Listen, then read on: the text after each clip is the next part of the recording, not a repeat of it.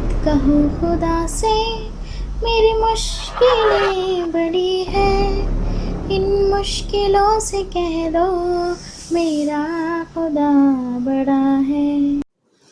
अस्सलामु अलैकुम रहमतुल्लाहि व बरकातुहू। औज़ुबिल्लाहि मिनश्शैतानिर्रजीम। बिस्मिल्लाहिर्रहमानिर्रहीम।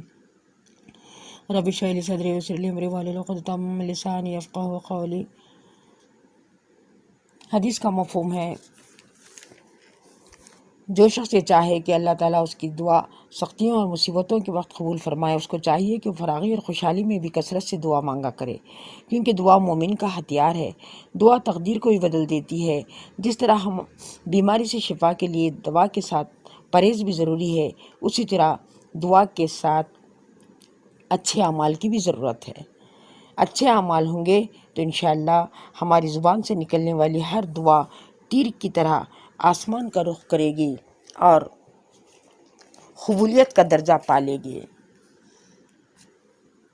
आइए मैं आपको एक लड़की का वाक़या सुनाऊं जो अपनी ज़ुबान से एक बुज़ुर्ग को सुना गई है। वो बुज़ुर्ग फरमाते हैं कि एक ऐसी लड़की जो समंदर के बीच तन्हा रह गई थी, उसने ऐसे तड़प के साथ अल्लाह से दुआ मांगी कि उसकी दुआ अर्श को हिला दी और फ़ौरन अल्लाह की गैबी मदद आ गई। वाक़या यूँ है कि वो बुज़ुर्ग कहते हैं कि मैं एक मर्तबा तवाफ़ कर रहा था, अचानक मेरी नज़र एक लड़की पर पड़ी जिसके कंधे पर एक बच्चा बैठा हुआ था और वो ये कह रही थी और ये कहते हुए तवाफ़ कर रही थी, ऐ करीम तेरा गुज़रा हुआ ज़माना, यानी कैसा मौजब शुक्र है। मैंने पूछा वो क्या चीज़ है जो तेरे और मौला के दरमियान गुज़री। कहने लगी, मैं एक मर्तबा कश्ती पर सवार थी और ताजिरों की एक जमात हमारे साथ थी कि अचानक हमारी कश्ती समंदरी तूफ़ान में घिर गई। समंदरी हवाएं तेज़ तेज़ चलने लगी। बहुत कोशिश के बावजूद भी कश्ती को बचाया ना जा सका और वो गर्क हो गई। टुकड़े टुकड़े उसके लकड़ी के समंदर में बिखर गए और सब के सब हलाक हो गए। मैं और ये बच्चा एक तख्ते पर रह गए और एक हबशी आदमी दूसरे तख्ते पर।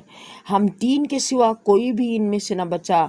जब सुबह का सूरज निकला तो मैंने हबशी को देखा कि वो पानी को हटाता हुआ मेरे तख्ते के पास आ रहा है और जब उसका तख्ता मेरे तख्ते को मिल गया तो मैं सहम गई। वो मेरे तख्ते पर आ गया और जिस बात का मुझे डर था वही उसकी ज़ुबान से निकलने लगा। उसने मुझसे बुरी बात की ख्वाहिश की। मैंने कहा, अल्लाह से डर, हम जिस मुसीबत में मुब्तला हैं इससे खुलासी के लिए अल्लाह से रोकर गिड़गिड़ा कर दुआ मांगनी चाहिए। ऐसे में तू गुनाह की नियत करता है। तो कहने लगा, इन बातों को छोड़, खुदा की कसम ये काम होकर रहेगा। मेरा बच्चा मेरी गोद में सोया हुआ था। मैंने ज़ोर से उसकी एक चुटकी भरी ताकि वो जाग जाए और शायद मुझे उससे निजात मिले।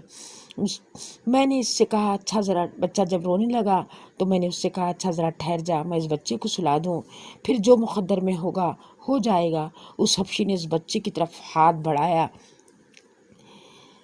मैं सोच भी नहीं पाई थी कि वो क्या करने जा रहा है कि अचानक उसने उस बच्चे को समंदर में फेंक दिया। मेरे मुंह से एक चीख निकली, हाय मेरा बच्चा। मैंने अल्लाह पाक से कहा, ऐ वो पाक ज़ात जो आदमी के और इसके दिली इरादों में भी हायल हो जाती है, मेरे और इस हबशी के दरमियान तू ही अपनी ताकत और कुदरत से जुदाई कर। बेशक तू हर चीज़ पर कादिर है। खुदा की कसम, मैं अल्फाज को पूरा भी ना करने पाई थी कि समंदर से एक बहुत बड़ा खौफनाक जानवर मुंह खोले हुए निकला और उस हबशी का एक लुक़मा बनाकर समंदर में घुस गया। मैं वहशत ज़दा सी सिमटी हुई तख्ते से चिमट गई। मुझे अल्लाह जल्ल शाह ने महज अपनी ताकत और खुदरत से इस हबशी से बचा लिया। बेशक वो हर चीज़ पर कादिर है, वो पाक है, उसकी बड़ी शान है। उसके बाद समंदर की लहरों पर मेरा तख्ता तीरता हुआ बहता रहा اور پھر ایک انجان سے جزیرے کے کنارے جا لگا۔ میں اس جزیرے پر اتر گئی اور پھر ادھر ادھر اپنے رہنے کا ٹھکانہ ڈھونڈتی، کھانے کا سامان ڈھونڈتی پھرتی رہی۔ وہاں کا میں نے پانی پیا اور جنگلی پھل گھاس پھوس کھا کر وقت گزارتی رہی، حتیٰ کہ 4 دن اسی طرح گزر گئے۔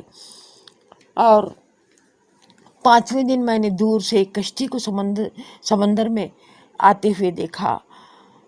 میں فوراً ایک چٹان پر چڑھ گئی اور اس کشتی کی طرف اشارہ کیا اور اپنا کپڑا ہوا میں لہرا کر اپنے موجود ہونے کا اشارہ کیا۔ اس کشتی سے 3 آدمی ایک چھوٹی سی ناؤ میں بیٹھ کر میرے جزیرے سے آ لگے اور میں ان کے ساتھ اس ناؤ پر بیٹھ کر اس کشتی میں پہنچی۔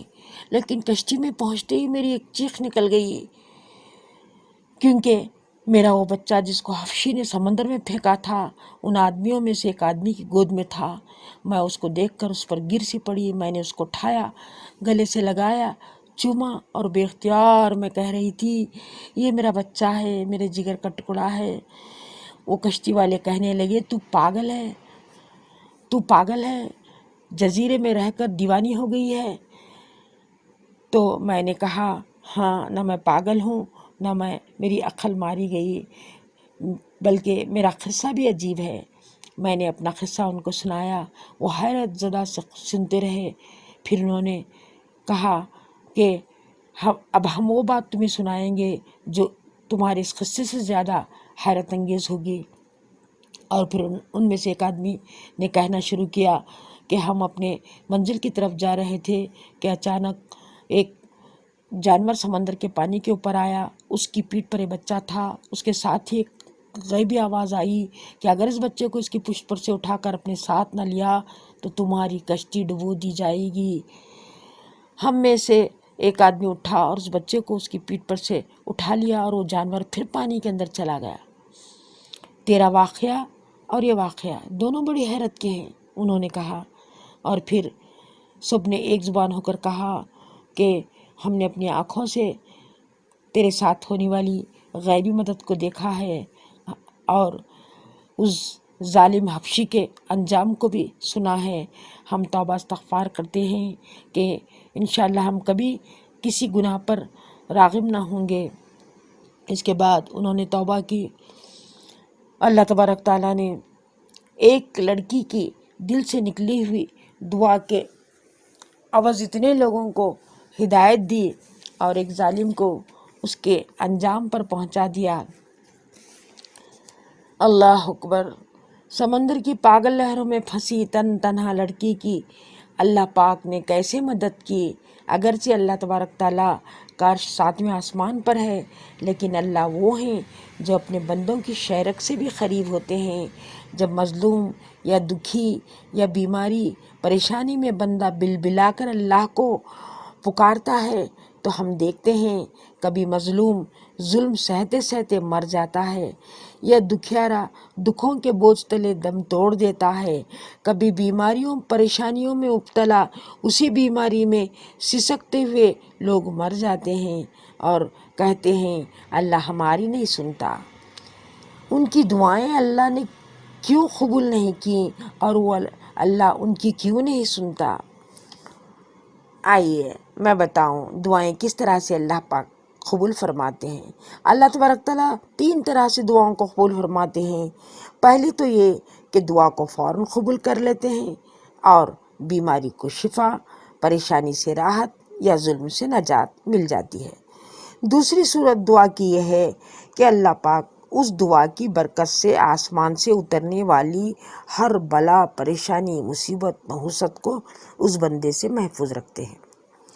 تیسری یہ کہ کبھی کبھی دنیا میں اس دعا کی قبولیت کے آثار نظر نہیں آتے، مگر آخرت کے لیے وہ دعا سیل کر کے رکھ دی جاتی ہے، اور یوم آخرت جب بندہ اس دعا کا اثر دیکھے گا اور اجر دیکھے گا تو تمنا کرے گا کہ کاش میری ایک بھی دعا دنیا میں قبول نہ ہوئی ہوتی۔ حشر کے دن جب کہ نفسا نفسی کا عالم ہوگا، ہماری دعائیں آخرت کی بڑی بڑی گھاٹیوں سے پار کرا رہی ہوں گی، اور اس وقت ہمیں اپنی دعاؤں کی اہمیت کا اندازہ ہوگا۔ آئیے ہم اپنی دعاؤں کو اللہ کے حضور قبول کروانے کے لیے اپنے اعمال کو نورانی بنا لیں، گھروں کو تصاویر سے، لباس کو بے حیائی سے، رشتوں کو نفرتوں سے، مال کو کنجوسی سے بچا کر پاک و صاف کر لیں۔ آج کل دعاؤں کی قبولیت کے لیے لمبے لمبے وظائف بتائے جاتے ہیں، اصل وظیفہ تو یہ ہے کہ ہماری زبان غیبت، چغلخوری، جھوٹ، گالی گلوچ اور لایانی سے پاک ہو، اور دل کینہ، کدورت، بغض، حرص و ہوس سے پاک ہو، اور پیٹ حرام، ناپاک، ظلم و زیادتی سے چھینے ہوئے لقموں سے پاک ہو۔ تو پھر دیکھیے، آنکھ آسمان کی طرف اٹھی بھی نہیں اور بارش برسنے لگے گی۔ ایک انگلی کا اشارہ ہو جائے تو پہاڑ بھی سونے کا بن جائے، اور ایک حکم ابراہیم ادھم کا ہو جائے تو سمندر کی مچھلیاں منہ میں ہر قسم کے دھات کی سوئی لے کر حاضر ہونے لگیں۔ کیونکہ وہ اللہ کے ہو گئے، اللہ ان کا ہو گیا۔ ان کی چاہت اللہ کی چاہت سے مل گئی تو اللہ نے ان کی ہر چاہت کو پورا کیا۔ تو آئیے آج ہم بھی اپنی چاہتوں کو اللہ کی چاہت سے ملا لیں، تاکہ اللہ ہماری ہر چاہت کو پورا کرنے لگیں اور ہماری دعاؤں میں اثر پیدا ہو۔ انشاءاللہ پھر ملیں گے نیکسٹ ویڈیو میں۔ اللہ حافظ۔ محترم عزیز دوستوں، میں امید کرتا ہوں کہ ویڈیوز آپ لوگوں کو پسند آئی ہوگی۔ ویڈیو پسند آ جائے تو لائک اور شیئر ضرور کر دیجیے گا، اور آنے والے نئے ویڈیوز کے لیے ہمارے چینل کو سبسکرائب کر دیں اور ساتھ میں موجود گھنٹی کے بٹن کو ضرور دبا دیں، تاکہ ہمارے ہر نئے آنے والے ویڈیوز سب سے پہلے آپ تک پہنچے۔ تو ہمیں دیجیے اجازت۔ اللہ حافظ۔